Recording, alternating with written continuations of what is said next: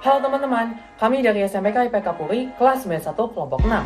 Hari ini kami akan mempraktekkan percobaan bioteknologi konvensional dengan membuat tape singkong. Pada percobaan kali ini, kami akan membuat tape singkong dengan dua perlakuan yang berbeda, yaitu menggunakan daun pisang dan tidak menggunakan daun pisang. Nah, kira-kira apa perbedaannya? Pengaruhnya itu apa sih ke tape singkong? Dan kita itu sebenarnya butuh nggak ya pakai daun pisang untuk membuat tape? Daripada kelamaan bingung, langsung saja saksikan videonya.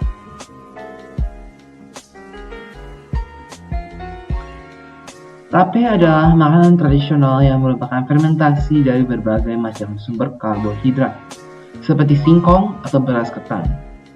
Mikroorganisme yang terlibat di dalam proses fermentasi tape adalah kapang, seperti Aspergillus oryzae, Rhizopus oryzae, Amelomyxloides, atau Mucor-spe, dan kahmil seperti Saccharomyces cerevisiae, Saccharomyces vulgare, Endomycophysis brutonii, dan yang lainnya. Tapi, apa itu fermentasi sendiri?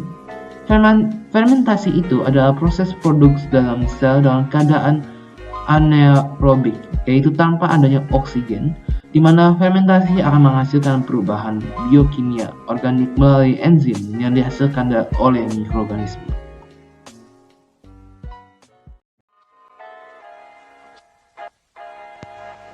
Tujuan kami dalam membuat tape singkong adalah untuk mengetahui bioteknologi konvensional, mempraktekkan bioteknologi konvensional, mengetahui penggunaan dan pemanfaatan bakteri dalam biotek konvensional, fungsi bakteri dalam melakukan fermentasi dalam biotek konvensional, membandingkan kondisi dan pengaruh dari fermentasi tape menggunakan daun pisang dan tidak menggunakan daun pisang kepada biotek konvensional tape, dan yang terakhir menyampaikan hasil dari perbandingan dari perbedaan kedua tape tersebut. Kemungkinan besar akan hasilnya akan adanya rasanya akan menjadi asam dengan warna kuning dan lunak. Untuk alat, yang pertama adalah baskom, kain lap, kompor, panci kukus, piring, pisau, sendok atau garpu, dan wadah. Untuk bahan, yang pertama adalah setengah kilogram tape singkong, 1 ragi tape, dan daun pisang. Langkah pertama, kupaslah kulit singkong dan kemudian cuci singkong hingga bersih. Kemudian, potonglah singkong menjadi 2 bagian. Langkah ketiga, siapkanlah kukusan dan kemudian kukus singkong selama kurang lebih 20 menit.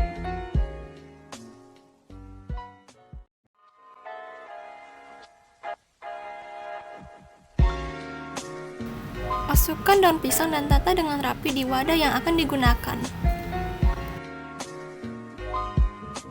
Setelah 20 menit, pindahkanlah singkong ke dalam wadah lain. Selama menunggu, tumbuklah 1 buah ragi hingga halus. Kemudian, taburkanlah ragi yang sudah dihaluskan tadi ke atas permukaan singkong secara merata.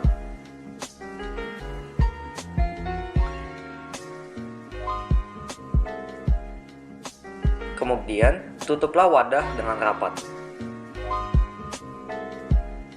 Hasil dan data fermentasi tape menggunakan daun pisang.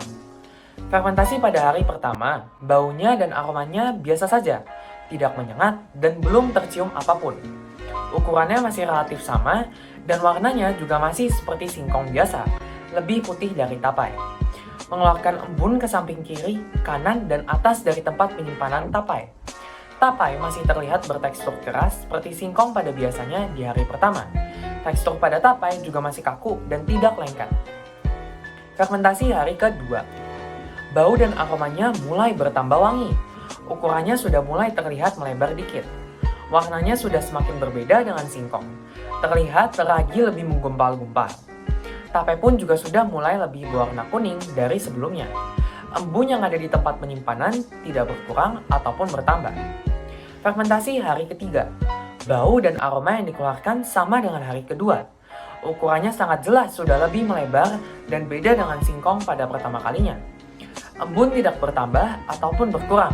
Setelah dibuka, aromanya berangsur kemana-mana dan dapat tercium sampai jauh. Dan juga menyengat sekali. Teksturnya sangat beda dengan singkong biasa. Teksturnya pada hari ketiga lengket, dan jika dipotong, teksturnya sangat lunak.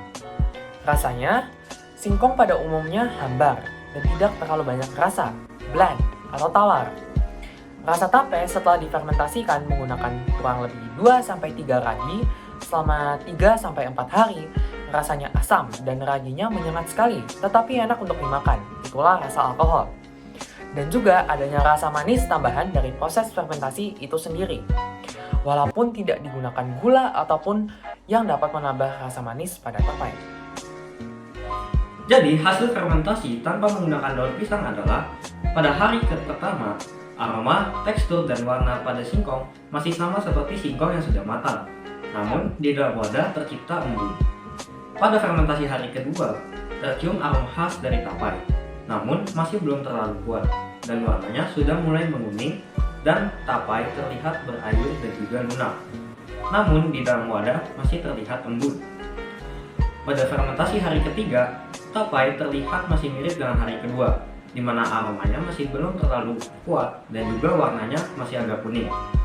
Serta tekstur tapai semakin berair dan semakin lunak. Di dalam wadah juga masih terlihat embun. Pada fermentasi hari terakhir atau hari keempat, aroma khas dari tapai tercium lebih kuat dan ukurannya membesar. Teksturnya berair dan lunak dan wadahnya tetap berembun. Untuk rasanya, rasa dari tape agak asam, beralkohol dan juga manis. Jadi bisa disimpulkan bahwa proses fermentasi tanpa menggunakan daun pisang ini berhasil, di mana singkong berhasil difermentasi menjadi tapai. Namun yang menjadi perbedaannya adalah lama fermentasi, di mana biasanya fermentasi tapai membutuhkan 3-4 hari, namun tanpa menggunakan daun pisang membutuhkan sekitar 1 atau 2 hari lebih.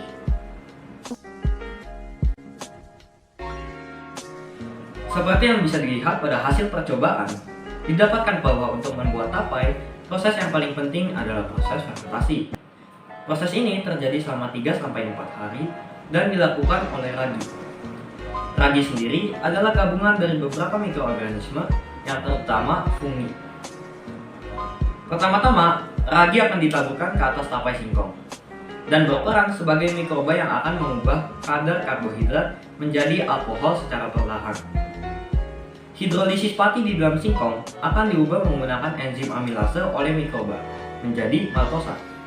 Kemudian, maltosa akan dirombak oleh enzim maltase untuk menghasilkan glukosa.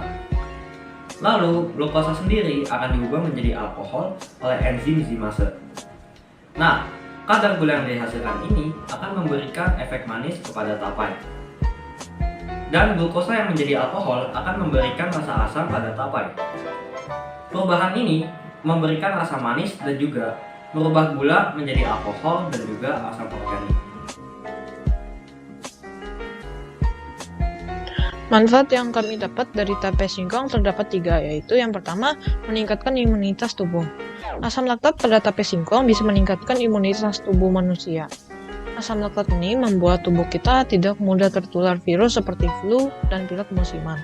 Selain itu, dengan meningkatkan imunitas tubuh menggunakan asam laktat dari tape, tubuh kita akan merasa lebih segar dan bugar.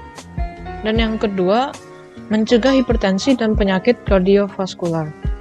Tapai memiliki kandungan kalium yang cukup banyak, sehingga dengan mengkonsumsi tapai, kita dapat mencegah resiko terjadinya hipertensi dan kardiovaskular karena kandungan kalium pada tapai akan mengontrol tekanan darah, menjaga detak jantung, dan menjaga pembuluh darah agar tetap bersih dan lancar. Selain dari 2 manfaat tersebut, ternyata proses fermentasi dan bakteri asam laktat pada tapai akan menurunkan plasma kadar kolesterol. Dan yang ketiga, mencegah penyakit anemia. Rendahnya produksi sel darah merah yang disebabkan oleh berbagai faktor yang dapat menyebabkan anemia. Mikroorganisme yang dalam ragi tape dipercaya dapat membantu produksi vitamin B12 bagi tubuh. Kandungan vitamin B12 dan kalsium dalam tape singkong dipercaya memiliki peran dalam proses produksi sel darah merah sehingga anemia pun dapat dicegah.